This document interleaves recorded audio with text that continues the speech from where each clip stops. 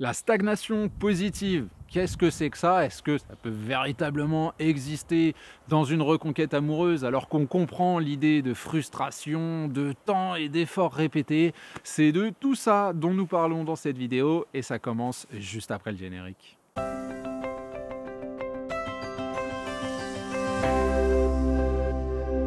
Salut à vous, c'est Jean-Baptiste de jbmarcy.com, ravi de vous retrouver aujourd'hui pour continuer nos réflexions autour de votre reconquête amoureuse. Aujourd'hui donc on se penche sur un thème qui a déjà été abordé sur le site internet, sur la chaîne YouTube en long, en large, en travers, mais apporter un éclairage nouveau ne fait jamais de mal et puis la question est tellement présente, lancinante et récurrente que je me permets de sauter dedans à pieds joints. Nous allons donc aborder ce que je vais appeler la stagnation positive, cette idée que votre reconquête finalement avance, hein, vous avez une bonne communication, vous voyez votre ex, ça se passe bien, peut-être même très bien, mais il manque ce dernier petit déclic, hein, il manque le grand saut, le dernier pas, la ligne d'arrivée, hein, vous voyez ça comme vous voulez, mais on est dans cette idée qu'on aimerait bien la petite pichenette dans le dos de la personne qu'on a à nos côtés pour justement qu'elle ose sortir de l'avion, qu'elle ose sauter de la falaise avec son élastique, hein, on veut que tout le monde reste bien en vie et nous vous accompagne au quotidien, mais donc on est dans cette logique-là et vous vous dites souvent que vous aimeriez une étape supplémentaire, vous vous demandez ce qu'il faut faire maintenant à partir du moment où toutes nos idées, la linéarité, le sourire, etc., sont présents. Moi, j'aimerais vous dire que d'abord, vous avez une chance exceptionnelle, pas entendue comme une chance où c'est l'heure d'aller jouer les chiffres du loto, mais vous avez créé une dynamique qui est excessivement positive. Alors, ça ne veut pas dire qu'il faut s'en satisfaire et rester là, bien évidemment, mais ça veut dire que ce que vous avez fait est déjà nécessaire, absolument nécessaire même, à la création d'un couple qui sera solide dans l'avenir. Donc, il y a déjà cette première idée de se dire que la stagnation n'est pas quelque chose de défaillant, n'est pas une preuve d'échec et n'est certainement pas la traduction de ce que vous avez le plus peur finalement, à savoir cette fameuse friend zone. Et je sais que c'est l'argumentation qui revient, mais si, regarde, on fait des choses ensemble, on se parle presque tous les jours, mais il n'y a pas ce rapprochement, elle est même peut-être entre-temps ressortie avec un ou deux autres profils, c'est la preuve que non, ce n'est pas la preuve que vous avez un statut qui est excessivement particulier puisque vous avez déjà eu un relationnel avec cette personne et finalement moi ce qui m'intéresse c'est le fait que oui on a peut-être eu une ou deux relations avec quelqu'un d'autre mais la personne qui était là avant, pendant et après c'est toujours vous et puis on le sait que dans ces moments que vous voyez j'ai envie de dire comme stagnant, il y a plein de petites choses qui vous font dire que non, vous êtes juste pas, ou pas juste plutôt, le bon pote du coin. En tout cas, je veux continuer mon raisonnement pour justifier l'idée que je trouve cette stagnation positive et que c'est véritablement sur ce chemin que les choses vont pouvoir avancer. Et on va commencer avec la genèse de ce qu'est une rupture amoureuse, à savoir talala, roulement de tambour, truc que je dis un petit peu à toutes les vidéos, un véritable traumatisme. Qui dit traumatisme, qui dit déflagration incroyable dans votre quotidien, dit nécessité de résoudre cette idée-là. On sait que techniquement, c'est la nature humaine que d'entrer dans une logique de rationalisation, de trouver des solutions, des explications, etc. etc. C'est ce qui motive l'homme depuis la naissance de l'humanité. Donc j'imagine bien que vous ne faites pas exception à la règle. Le problème de cette résolution, c'est qu'elle est entrecoupée, j'allais dire en tout cas, on la veut rapide parce qu'il y a une souffrance qui est quotidienne, une souffrance qui est profonde, une souffrance qui remet souvent en cause votre passé, en tout cas c'est la manière dont vous le voyez, qui fait de votre présent quelque chose de difficile et puis qui fait de votre futur quelque chose d'incertain. Donc on comprend bien que oui, vous allez avoir un focus qui est sur une intellectualisation qui va vous donner beaucoup de choses très intéressantes, parce que cette intellectualisation-là, en termes de développement personnel, c'est vraiment fondateur. On sait que c'est quand on est est au pied du mur, qu'on prend les plus grandes résolutions, qu'on fait les plus grands efforts et qu'on obtient les plus grands résultats. Votre chance en plus, c'est que, enfin chance, on va mettre ça entre guillemets, mais étant donné qu'on parle de domaine relationnel, vous avez aujourd'hui compris, et je suis prêt à mettre au moins une de mes mains à couper, je vais mettre la gauche, la droite, je m'en sers de temps en temps pour écrire, pour jouer au bad, etc. Mais que vous avez compris et vos erreurs dans ce relationnel vis-à-vis de votre ex ou vis-à-vis de votre quotidien, vos réactions, etc., etc.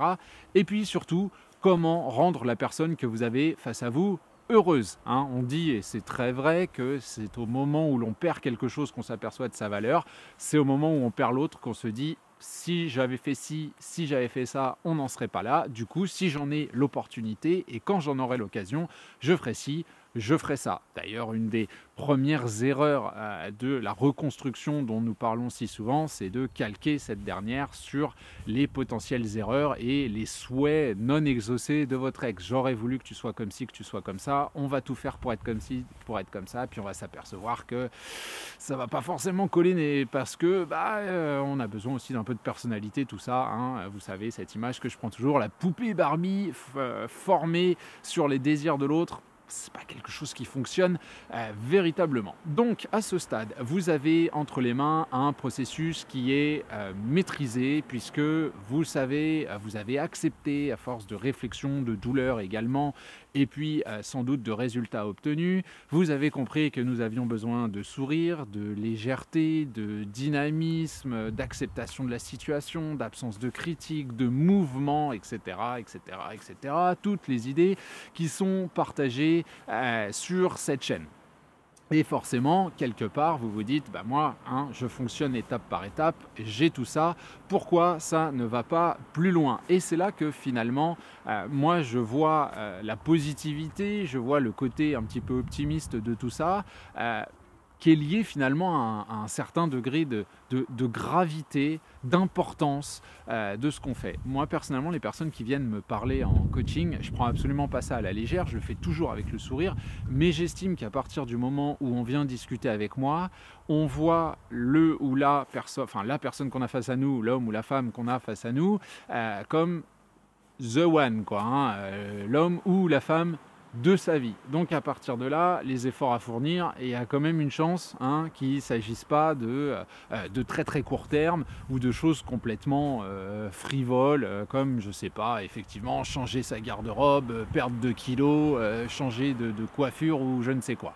On va pas être dans le superficiel, on va être dans quelque chose de relativement profond. Donc on comprend que cette profondeur, elle va poser plusieurs problèmes. L'effet de contraste, il va entraîner forcément une question sur la crédibilité qui se développe de tout cela.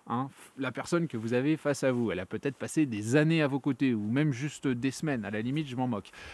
Mais il va y avoir ce questionnement qui va naître du pourquoi. Pourquoi est-ce que tu fais ces choses-là? Est-ce que tu les fais pour moi? Est-ce que tu les fais dans un cadre naturel? Est-ce que c'est juste le cycle de la vie, comme disait Simba? Ce moment où tu t'es pris une gifle ou un coup de coude d'ailleurs, t'es tombé par terre, tu te relèves, tu reconstruis et tu le fais avec un meilleur cadre que celui que tu avais avant, puisque là aussi c'est le principe de l'être humain, d'apprendre de ses erreurs. Mais il y a aussi malheureusement dans notre société beaucoup d'imagerie autour de la manipulation, autour de ce genre de choses, de la volonté d'atteindre un objectif très rapidement et d'être prêt à tout pour le faire.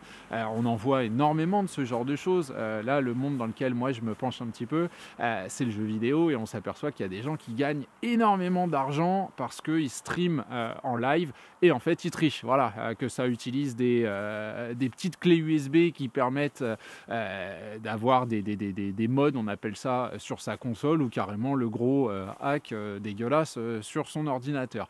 Et on s'aperçoit que finalement tout ce qui est l'honneur de la réalisation, tout ce qui est le fait d'obtenir quelque chose avec le sang, les larmes et la sueur, malheureusement c'est un peu d'un autre temps. Moi c'est toujours les valeurs que je prône, très clairement, mais c'est un petit peu d'un autre temps, et que la personne face à vous puisse se poser ce genre de questions, c'est pas super étonnant. Donc on voit, on sent naître l'idée de besoin de temps, l'idée de récurrence des efforts et l'idée que la stagnation est finalement un espèce de plaidoyer, même si je ne suis pas fan du mot démonstration, on est bien d'accord, mais une espèce de preuve du fait que vous faites tout cela effectivement dans le cadre d'une reconquête personnelle avant de le faire dans une reconquête de l'autre et dans une idée qui serait effectivement manipulante. On a aussi l'idée que cette stagnation permet à la personne que vous avez face à vous d'accepter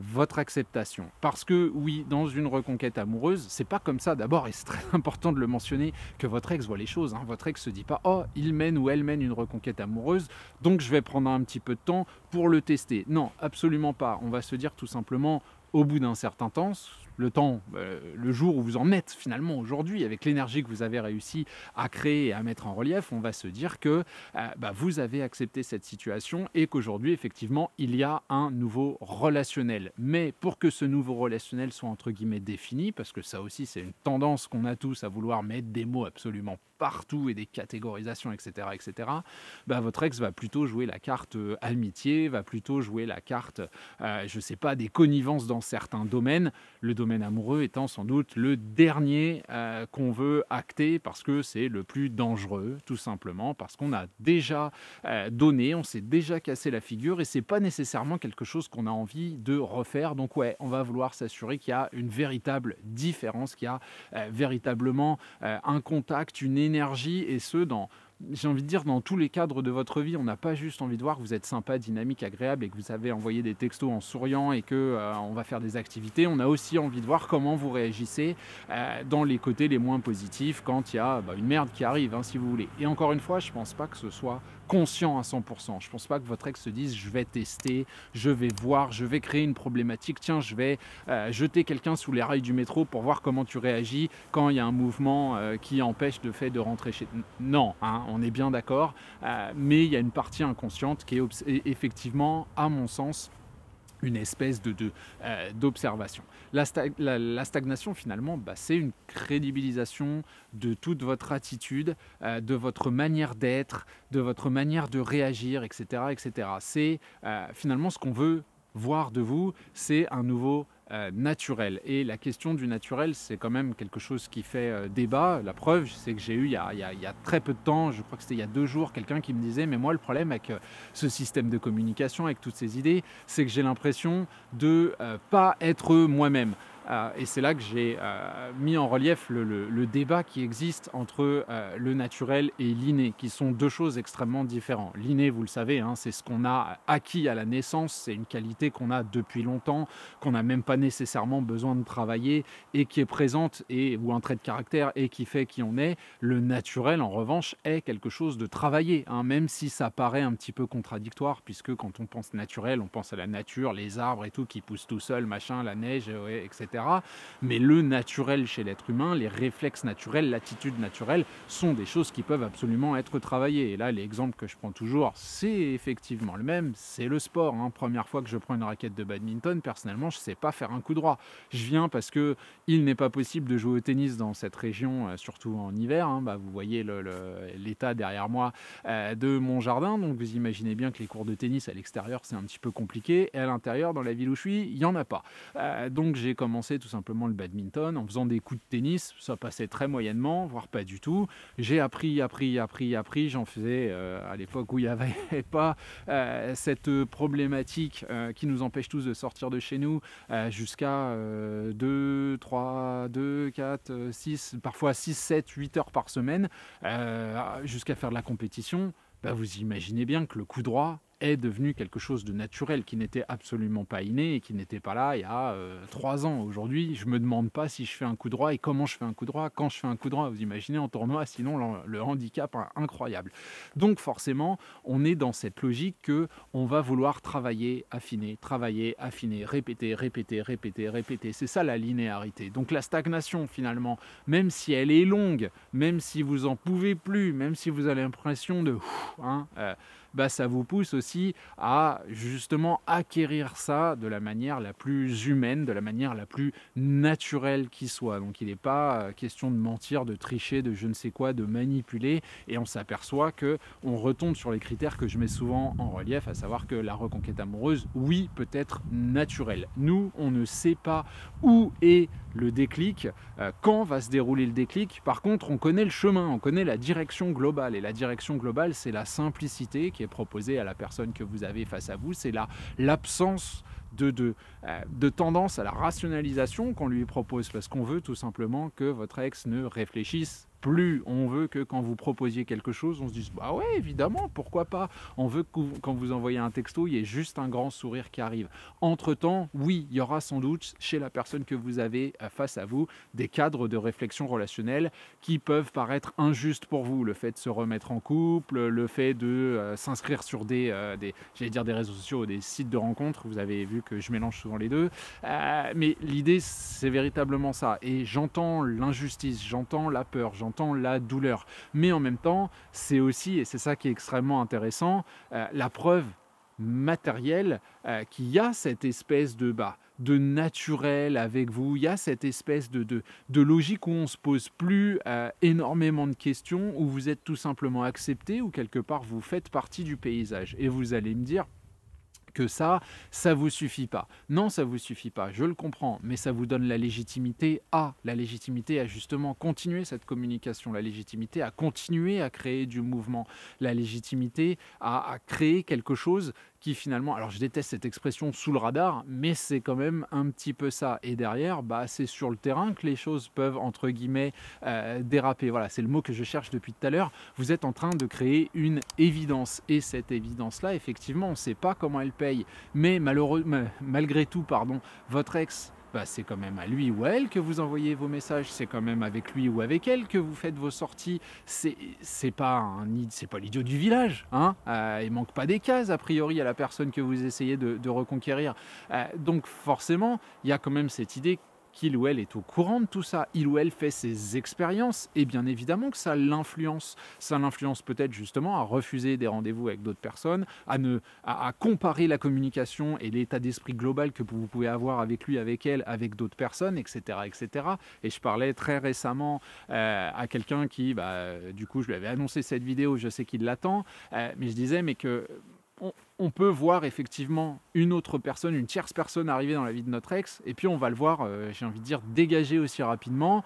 Et nous, on sait qu'on est présent et on sait que quelque part, cette relation-là, il y a eu un effet de contraste avec nous parce qu'on voit notre ex excessivement souvent, parce qu'elle n'a pas finalement forcément le temps de développer un relationnel avec quelqu'un d'autre, parce que toute la continuité de ce qu'on crée, même s'il n'y a pas encore ce rapprochement, ça influence dans sa manière de voir les choses, dans sa manière de vivre les choses, dans sa manière de concevoir les choses. Et ce qu'on veut, c'est véritablement ça, que l'ex en question fasse les expériences qu'il ou elle veut faire, et puis qu'elle s'aperçoive sous son nez qu'en fin de compte, il y avait tout. Et oui, ça peut mettre du temps parce que la personne qui regroupe tout, c'est aussi une personne qui a entraîné de la souffrance. Et je ne dis pas forcément vous avez fait souffrir votre ex, mais une rupture amoureuse fait toujours souffrir, de la culpabilité, etc., etc., etc. Donc on est véritablement dans cette idée que personnellement, la stagnation, pour moi, c'est quelque chose de positif. C'est l'entretien d'un terrain